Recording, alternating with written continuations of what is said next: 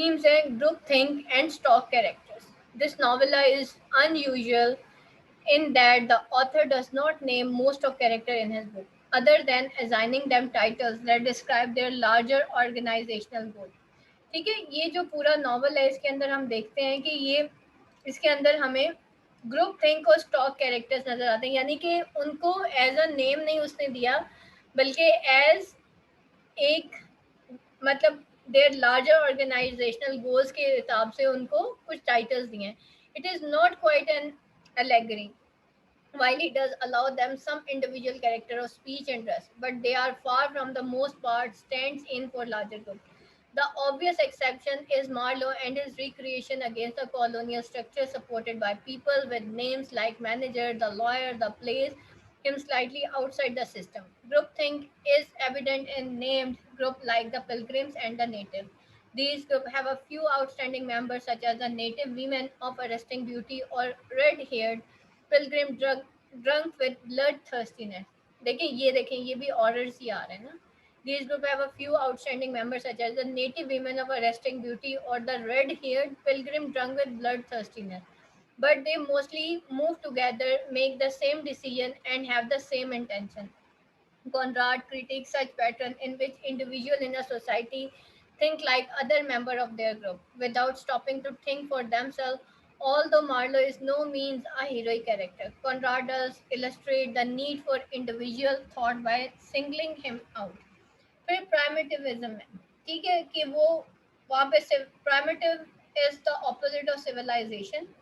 As the crew make their way up the river, they are traveling into the heart of darkness. The contradiction, however, is that Marlowe also feels as we were traveling back in time. When Conrad wrote this story, scientists were learning that Africa is the seat of human civilization. जब Conrad ये story लिख रहा था तो science ये learn कर रहे थे कि अफ्रीका जो है वो सीट है human civilization, and this knowledge is reflected in the fact that the trees are almost prehistorical enormous on the route down the river. The paradox of novel, however, is that by traveling backward in time, the crew do not move closer to the innocence and purity of the noble savage. और जो है paradox of the novel ये है कि however is that by travelling backward in time crew जो है वो move नहीं करता closer to innocence and purity of the novel से, but farther away from it. Words like pestilent, sordid are used again and again to describe the natives and their land. Conrad seems to claim that the Christian belief that prehistory was untouched by obscurity or evil is fallacy. Instead, there is order. In contrast, it seems is the more advanced civilization of colonizers and visitors. Uncertainty यहाँ पे देखते हैं. Nothing in this novel is described in very concrete terms. Shores are lazy. Land looks like a spine sticking out from a man's back, but is not described in topographical terms. Marlowe is obsessed with Kurtz before he even meets him, without a clear idea why. A sense of danger pervades the entire trip. अच्छा यहाँ पे देखिए uncertainty है और last question हमने order वाला पढ़ा है ना. यहाँ पे देखें कंक्रीट टर्म्स हैं, ठीक है, shores are hazy this and so on. तो मार्लो ऑब्जेक्ट्स का because he even meets him without a clear idea why. A sense of danger pervades the entire trip and it is mostly dictated by uncertainty. ठीक है, ये जो uncertainty है ये भी इंसान को जो है एक फियर के अंदर जो है वो मुब्तला कर देता है. The native do not seem inherently threatening. On one occasion, they let fly a series of arrows, but these even look ineffectual to Marlowe. They are threatening because they might be poisoned. Similarly, Marlowe has no clear idea of what the native might do to him if Kurtz gave them free rein, and it is impossible that this uncertainty increases his fear. Kurtz himself is an uncertain figure, ruled as he is by two separate impulses, the noble and the destructive. दो impulses थी उसकी, एक तरफ उसकी Nobel थी और एक तरफ उसकी डिस्ट्रक्टिव थी. At the beginning of the novel है, आप लोगों ने आज ना एक काम करना है. आपने जितने भी क्वेश्चंस अभी पढ़े हैं ना, दो कैरेक्टर्स के मेन ट्रेट्स आप लिखें पॉइंट सिर्फ. एक तो कर्ट्स के, स्पेशली कर्ट्स का character is the main character. Kurtz के जितने भी पॉइंट्स है ना बेटा, आज आपने रजिस्टर पे सिर्फ पॉइंट्स लिखने, पॉइंट्स लिखे, उसके बाद जो इसको टाइटल दिए गए हैं, जिस नाम से इसको पुकारा गया है, जो सिंबॉलिकल टर्म्स जो है कर्ड्स के लिए यूज़ की गई हैं, वो आपने सारी लिखनी है। इसी तरह मार्लो के बारे में भी एक पूरा वो बनाए, ताकि सारा आपका किसी भी तरीके से घुमा के सवाल आता तो आपकी हर चीज़ एक ही पेज के ऊपर होनी चाहिए। At the beginning of the novel, the reader perceives that the former is dominant for only characteristic, but with victorious scrawling on his manuscript and his ruthlessness in extracting ivory from land. Kurtz proves himself the later. Marlowe adherence to Kurtz until the end confuses the matter. One could judge him on one way or the other. The idea of darkness expresses the theme of uncertainty in the novel. उसके बाद imperial authority, whatever the conditions in Africa may be, all of character agree that they are different from those of Europe. There is a feeling of anything goes vigilantism that shifts the balance of power from the stewards in civilized state, police, doctors, bureaucrats, to whoever is the most threatening. ठीक है, ऐसी there is a feeling of anything, जैसे कोई चीज vigilantism की तरफ जा रही है जो कि शिफ्ट करती है बैलेंस ऑफ पावर को स्टीवर्ड्स इन अ सिविलाइज स्टेट से to whoever is most threatening, ऐसे लोगों के हवाले पार कर दी गई जो कि ज़्यादा threatening थे। Kurtz is physically quite a weak man, but he maintained enormous sway over the native population through his understanding of their language and his culture and communication skill. He exploited their appreciation of him as an other. Marlowe's men use a much more simple means of gaining authority, namely firearms. This is the tragedy of imperialism in that the arrival of white men heralds a new order, but in the creation of that order, they retain the tools and authority. Black men in his book first appear as member of a chain gang and they gain little power after that scene. Religion देख लेते हैं, although there is a controversy over whether Conrad is critiquing colonism or not, it is clear that he is critiquing religion.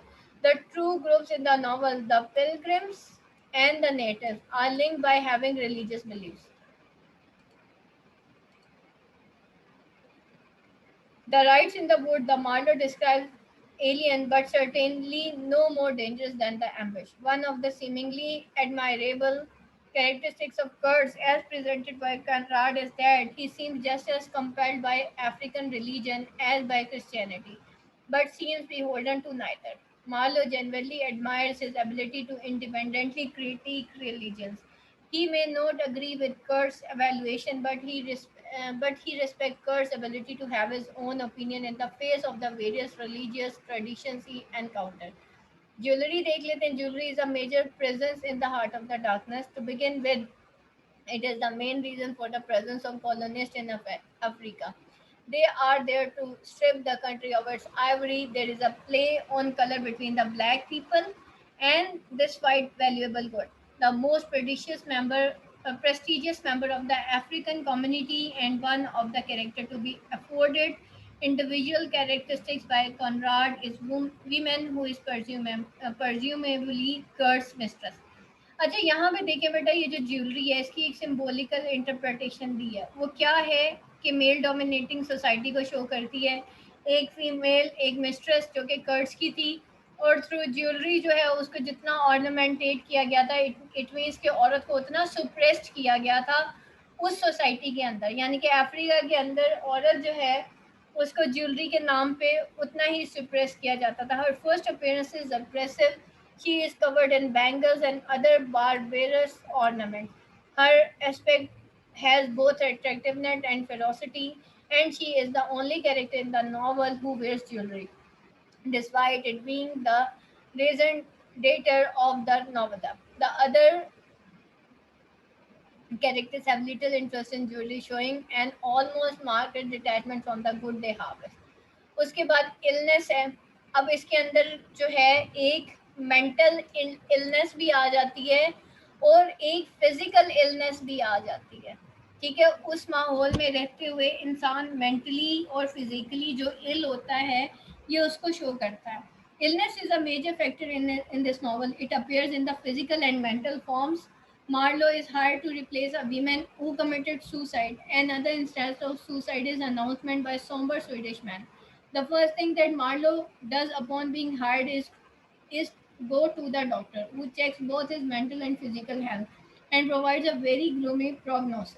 The specter of ill health or of one's body not standing up the conditions is a constant specter in the novella. The mental health issue is particular to the Heart of Darkness, while the issue of wider health continues in tradition of Victorian novels, in which men often travel to Africa only to come down with exotic disease.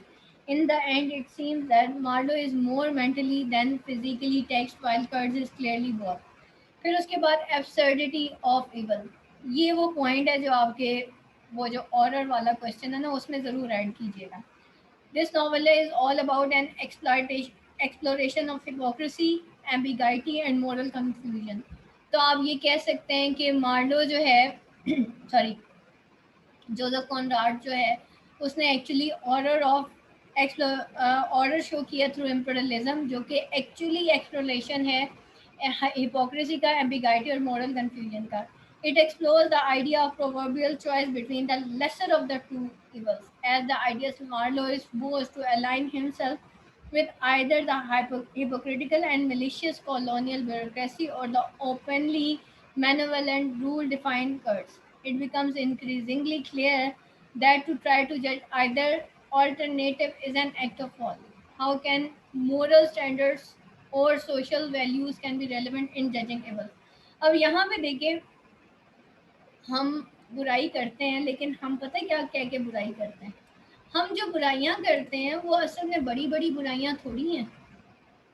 एक हम बुराई कर रहे हैं और फिर साथ हम कहते हैं ये इतनी बड़ी बुराई नहीं है जितनी बाकी लोग कर रहे हैं. यानी कि हमारे जहन में सिर्फ शराब पीना, चोरी करना, डाके डालना, सिर्फ यही बुराइयां, बाकी बुराइयां बुराइयां नहीं है.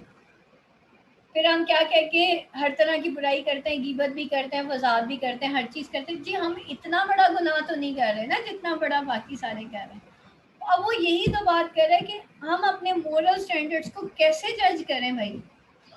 हम दो इवल्स को आपस में कंपेयर एंड कंट्रास्ट करते हैं और फिर हम कहते हैं इनमें से एक बुराई छोटी है और एक बड़ी है. तो जो छोटी बुराई है उसका हम बुराई कंसीडर नहीं करते, और जो बड़ी बुराई है, यानी कि जैसे मैंने कहा ना, ज़रूरी नहीं होता कि चोरी, डाका और ये सारी चीज़ें हमने सिर्फ इसी को बुराई कंसीडर किया हुआ है. हर ईवल ईवल ही है, और हम इस तरीके से अपने आप को सेल्फ डिफेंड कर रहे होते हैं कि भाई हम इतनी बड़ी बड़ी बुराइयां थोड़ी कर रहे हैं जैसे बाकी सारे कर रहे हैं. यानी कि हमारे नज़दीक वो छोटी से छोटी बुराई भी बुराई नहीं है, क्योंकि वो तो हम कर रहे हैं ना इसलिए. लेकिन वही बुराई अगर कोई और करेगा तो हमारे लिए वो बुराई होगी. ठीक, तो ये स्लोगन तो वो यही तो कह रहा है कि भाई इन दो में से कैसे हम जज करें.